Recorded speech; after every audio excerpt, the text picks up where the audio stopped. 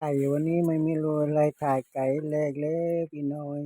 นี่ตัวเมียมันไม่ค่อยใหญ่ตัวเมียตัวเล็กนิดเดียวไก่เถื่อนไก่บ้านไก่แจ้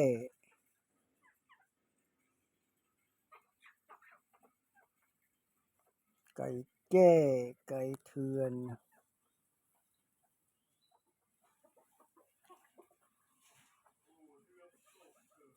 แลกไก่พี่น้อยวันนี้สวยมันงามชมดูทุกวันเลี้ยงไว้ดูไว้ชมเออไก่ไก่ไก่เถื่อนไก่เถื่อน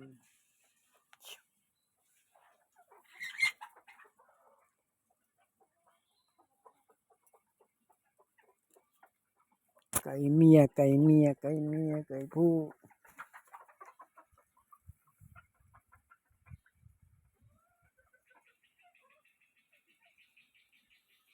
สวยพี่น้องเลย